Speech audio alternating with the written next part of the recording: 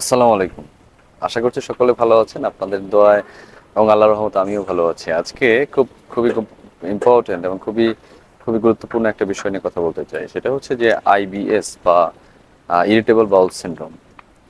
এইটা এমন একটা রোগ যা আসলেই আমাদের দেশের একটা বড় পার্সেন্টেজ অফ পিপল, প্রায় 5 to 10% অফ পিপলের কিন্তু এটা আছে, এবং এটা কিন্তু একটা বেশ ইরিটেটিং একটা ডিজিজ।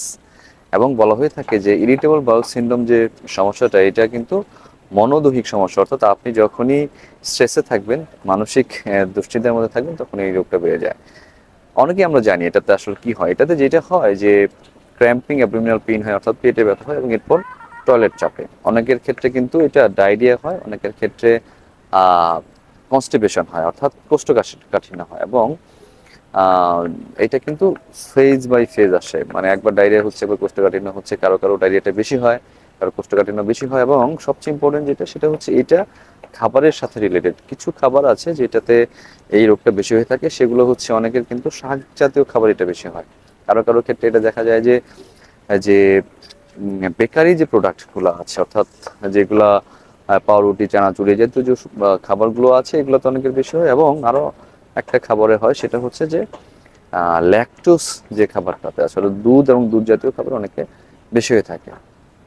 এখন এগুলো আমরা সবাই জানি যে আইবিএস এ কি সমস্যা হয়, এটার কি উপসর্গ হয়, এবং এগুলোর চিকিৎসা নিয়েও কিন্তু আমাদের অনেকের মোটামুটি ধারণা আছে যে আইবিএস হলে একটা এসএসআরআই বা যেটাকে বলে অ্যান্টি ডিপ্রেশন জাতীয় ওষুধ দেওয়া হয়।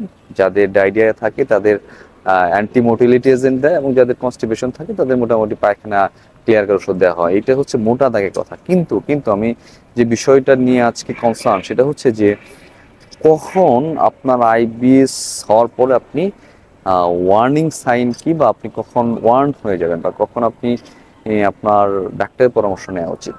কয়েকটা সাইন আছে বা কয়েকটা উপসর্গ আছে, যেগুলো হলো অবশ্যই আপনার আর ডাক্তারের কাছে যেতে হবে এবং বডি চেক আপ করে নিতে হবে।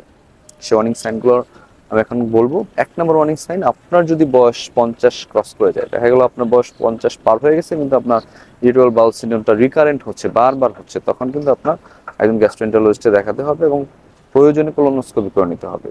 আরও কিছু ওয়ার্নিং সাইন আছে। যদি আপনার পাররেক্টাল ব্লিডিং হয়, অর্থাৎ পায়খানার রাস্তা দিয়ে রক্ত আসে, ইরিটেবল বাউল সিনড্রোমে কখনোই পায়খানার রাস্তা দিয়ে রক্ত আসবে না। যদি রক্ত আসে, বুঝতে হবে যে অন্য কিছু আছে, কোনো colon cancer, inflammatory bowel disease, other কোনো সমস্যা আছে। এটা কিন্তু একটা ওয়ার্নিং সাইন। এবং আরেকটা বিষয় হচ্ছে, যদি সিগনিফিকেন্ট ওয়েট লস হয়, সেটা কি, যদি আপনার দেখা গেল যে এমনিতে মানুষ 1-2 কেজি কমতে পারে, কিন্তু দেখা যাচ্ছে যে প্রচুর ওজন কমে যাচ্ছে, আপনার গত 6 মাসে 4-5 কেজি কমে গেছে, এরকম যদি সিগনিফিকেন্ট ওয়েট লস হয়, তাহলে কিন্তু আপনার আর ডাক্তারের পরামর্শ নিতে হবে এবং কোলোনোস্কোপি করা লাগতে পারে। আরেকটা বিষয় হচ্ছে, যদি ফ্যামিলি হিস্ট্রিতে খারাপ কিছু থাকে, খারাপ কিছু বলতে কোলন ক্যান্সারের কথাই বোঝানো হয়েছে, যে আপনার ফ্যামিলিতে আপনার বাবা মা, আপনার বড় ভাই, বড় বোন, কারো যদি কোলন ক্যান্সার হিস্ট্রি থাকে, তাহলেও কিন্তু আপনার আইবিএসটাকে ইভালুয়েশনের মধ্যে রাখতে হবে। সুতরাং আমি আরো কয়েকটা পয়েন্ট হয়তো আছে, কয়েকটা এই মুহূর্তে মনে পড়ছে। বয়স যদি আপনার বেশি হয়, 50+ হয়, আপনার যদি আপনার ওয়েট রিডাকশন, অর্থাৎ ওয়েট আস্তে আস্তে কমে যাচ্ছে, এরকম একটা ঘটনা ঘটে থাকে, অথবা আপনার যদি পায়খানার সাথে রক্ত আসে, কিংবা আপনার ফ্যামিলিতে যদি কারো ক্যান্সার হিস্ট্রি থাকে, তাহলে অবশ্যই আপনার আইবিএসটাকে আপনি গুরুত্ব সহকারে দেখবেন। আজকে এ পর্যন্তই থাক। আইবিএস নিয়ে অন্য আরেকদিন এটা চিকিৎসা এবং অন্যান্য বিষয়গুলো নিয়ে কথা বলবো। সবাই ভালো থাকবেন, সুস্থ থাকবেন। সবাই সবার জন্য। আসসালামু আলাইকুম রহমতুল্লাহ।